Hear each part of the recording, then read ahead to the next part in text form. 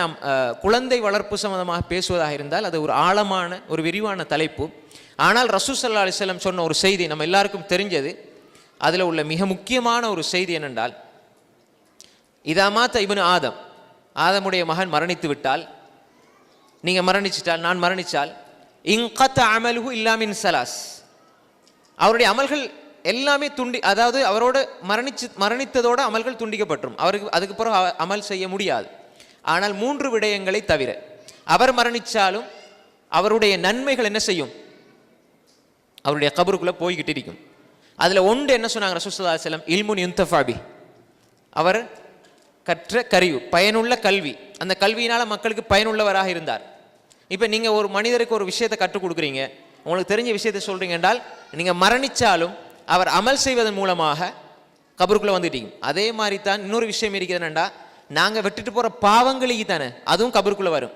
அதனால் இமாம் ஷாத்திபி ரஹ்மத்துல்லாஹி அலைஹி, மிகப்பெரிய உசூலி, அதாவது உசூல்கள், ஹதீஸுக்குரிய உசூல்கள், கோட்பாடுகள், அதில் மிக முக்கியமான உசூல் ஃபிக்ஹில் மிக முக்கியமான அறிஞர் இமாம் ஷாத்திபி. அவருடைய புத்தகம் இருக்கிறது அல் முவாஃபகாத். அதில் சொல்கிறாங்க, ஒரு மனிதன் மரணித்து அவனுடைய பாவங்களும் மரணித்து விட்டால் அவனுக்கு நன்மாராயம் உண்டாகட்டும், அதனால் பாவம் செய்யலான்ற அர்த்தம் இல்லை, அந்த அளவுக்கு அவனுக்கு போதுமாக இருக்கிறது. ஆனால் ஒரு மனிதன் மரணித்து அவனுடைய பாவம் உயிர் வாழ்ந்து கொண்டிருக்கிறது என்று சொன்னால் அவனுக்கு கேடு உண்டாகட்டும் என்று சொன்னாங்க. என்ன அர்த்தம்? ஒரு மனிதன் மரணித்து அவனோட பாவம் மரணிக்க இல்லை. அதில் ஒரு விளக்கத்தை இப்போ எடுத்துக்கொள்ளணும்னா, இன்றைக்கு சோசியல் மீடியாவில் ஒரு சினிமாவை எடுத்து என்ன செய்கிறாரு, வந்து ஷேர் பண்ணி விட்டார். அவர் மரணிச்சிடுவார், அது சுற்றி சுற்றி சுற்றி கியாமத்து நாள் வரைக்கும் சுற்றுற வரைக்கும் கபருக்குள்ளே போயிட்டே இருக்கும். யாரெல்லாம் அந்த இசையை கேட்பார்களோ, அந்த படத்தை பார்ப்பார்களோ, அதனுடைய பாவம் கபருக்குள்ளே வந்துக்கிட்டே இருக்கும். அவர் மரணிச்சிட்டாரு, பாவம் மரணிக்கவில்லை, இவருக்கு நாசம் உண்டாகட்டும், இவருக்கு அழிவு உண்டாகட்டும், இவருடைய நிலைமை மிக பயங்கரமானது என்பதாக சொன்னாங்க. அப்போ இந்த இடத்துல என்னண்டா, இல்மு யுன்தஃபா பிஹி என்பது கபருக்குள்ளே வரும். அதே மாதிரி தான் நாங்கள் விட்டுட்டு போகிற ஜஹில் மடமையும் கபருக்குள்ளே வரும். அதை நம்ம புரிஞ்சுக்கணும். அப்போ எனவே தெளிவாக இருக்கணும். அதே மாதிரி ரசூல் சொன்னாங்க, 2வது சதகா ஜாரியா. நம்ம விட்டு போகிற சதகா ஜாரியா கோடி லட்சம் நம்மகிட்ட இல்லைன்னு நினைக்கக்கூடாது. சில பொழுது என்கிட்ட கோடிக்கணக்கில் லட்சக்கணக்கில் காசு இல்லை அப்படின்னு நினைப்போம். நீங்கள் ஒரு பிள்ளைய சாலிகான பிள்ளையாக விட்டுட்டு போகிறது இருக்குதானே, அது நீங்கள் கோடான கோடி சதகா ஜாரியா செய்கிறத விட சிறந்தது. அந்த பிள்ளை நீங்கள் சாலிகான பிள்ளையை விட்டுட்டு போனீங்கன்னா சதகா ஜாரியாவாக விட்டுட்டு போகிறீங்க, சாலிகான பிள்ளையாக விட்டுட்டு போகிறீங்க. 3வது சொன்னாங்க, வலதுன் சாலிஹது லஹு, வலதுன் சாலிஹது லஹு, தந்தைக்காக பிரார்த்திக்கக்கூடிய, தாய் தந்தையர்களுக்காக, பெற்றோர்களுக்காக பிரார்த்திக்கக்கூடிய சாலிகான குழந்தைன்னு சொன்னாங்க ரசூல் ஸல்லல்லாஹு அலைஹி வஸல்லம். இப்போ இதில் என்ன புரிஞ்சுக்கணும் என்றால், ரசூல் ஸல்லல்லாஹு அலைஹி வஸல்லம் சொன்னாங்க, நீங்கள் சாலிகான குழந்தையை விட்டு போங்க, அவர் பிரார்த்திப்பார்னு சொல்லி. இப்போ நம்மகிட்ட இல்மும் இல்லை, எங்கிட்ட பணம் கொடுக்கறதுக்கு சதகா ஜாரியாவும் இல்லை, அப்படி 2ம் இல்லைண்டா, உங்களோட பிள்ளையை சாலிகான ஆக்குனீங்கண்டா, அதன் மூலமாக உங்களோட பிள்ளையிட இல்மின் மூலமாக உங்களுக்கு நன்மை வரும். உங்களோட பிள்ளை கற்றுக் கொடுப்பது மூலமாக, அந்த பிள்ளை செலவழிப்பது மூலமாக சதகா ஜாரியா வரும். மொத்தத்தில் பிள்ளை உங்களுக்காக பிரார்த்திப்பார், அந்த பிள்ளையை சதகா ஜாரியாவாக மாறி விடுவார். நம்ம விட்டுட்டு போகிற பெரிய சதகா ஜாரியா நம்மளோட பிள்ளை தான். அப்போ எனவே என்ன செய்யணும்னால், எல்லா வகையில் நம்முடைய பிள்ளைகளை சாலிகான பிள்ளைகளாக நாம் மாற்ற வேண்டும். நம்ம தொழிலுக்கு கொடுக்குற முக்கியத்துவம், நம்மளோட பொருளாதாரத்துக்கு கொடுக்குற முக்கியத்துவம், நம்முடைய எல்லா முக்கியத்துவம் கொடுத்து நம்ம என் பிள்ளைக்காக நிறைய உழைப்பாங்க. ஆனால் உழைச்சிட்டு நம்மளோட ஒமானில் சரி, துபாயில் சரி, கத்தாரில், குவைத், சவுதி 40-30 வருஷம் மாடாக உழைச்சி போட்டு பிள்ளைகளுக்காக உழைச்சி எல்லாம் அனுப்புவாங்க, இதுங்குவாங்க. திரும்ப பிள்ளைனுடைய கல்வியை பார்க்க மாட்டாங்க. நம்ம 2ஐயும் கவனிச்சு கொள்ளணும், கூடாதுன்னு சொல்ல வரையில் பெரும்பாலும் இந்த 2லையும் கவனம் செலுத்தணும். எதையுமே பார்க்க மாட்டாங்க. நல்லா புள்ள சந்தோஷமாக இருக்கணும், கல்யாணத்தை முடிச்சு கொடுக்குறதுக்கு போவாங்க நாட்டுக்கு. அண்மையில் ஒரு செய்தி, ஒரு சகோதரியோடைய ஒரு செய்தி, தமிழ்நாட்டில் தான். அவங்க அவங்களோட அப்பா 30-40 வருஷம் சவுதியில் வேலை செஞ்சுட்டு கல்யாணம் முடிச்சு கொடுக்குறதுக்காக காசு சம்பாதிச்சுட்டு வந்துக்கிறார். இன்னும் ஒரு வாரம் தான் திருமணம் முடிகிறதுக்கு. அப்போ அவருக்கு ஏதோ ஹார்ட் அட்டாக் மாதிரி வந்துருக்குது. ஹாஸ்பிட்டலுக்கு போனாங்க, கொண்டு போய் சரி பண்ணிட்டாங்க. திரும்பி வார வழியில் மவுத். அப்போ இவ்வளோ செலவழிச்சார், இவ்வளோ சம்பாதிச்சார், பிள்ளைகளுக்காக செஞ்சார். அவர் திருமணம் நடத்துறதுக்கு அவருக்கால அது முடியலை, அல்ல நாடையில்.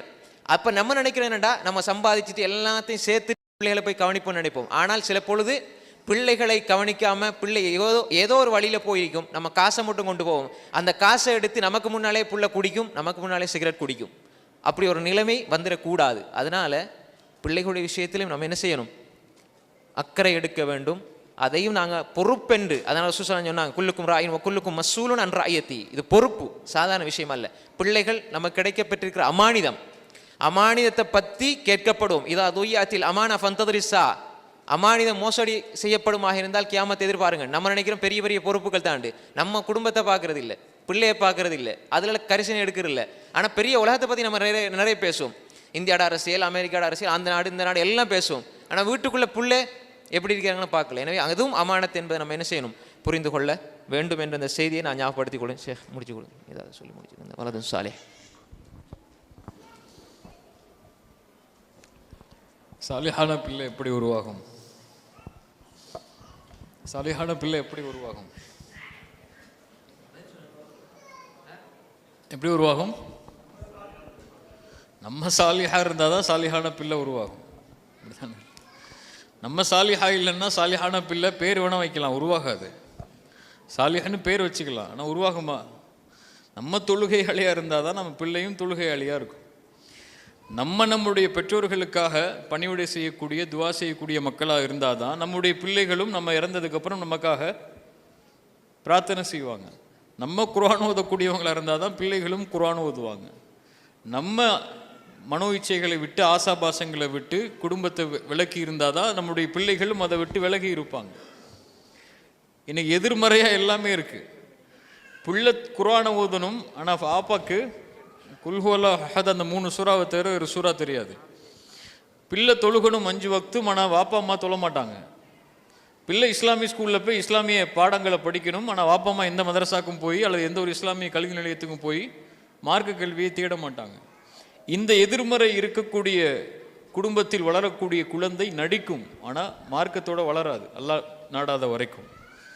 எப்போ அந்த குழந்தை மார்க்க ஈடுபாட்டோடு, மார்க்க ஆர்வத்தோடு தன்னை நேர்படுத்தி கொண்டு வளரும் என்றால், இயற்கையாகவே வளரும் என்றால், அல்லாஹ்வுடைய உதவியோடு அந்த பெற்றோர்கள், அந்த குடும்பத்தில் உள்ள உறுப்பினர்கள் அந்த நிலைப்பாட்டில் இருந்தால் மட்டுமே.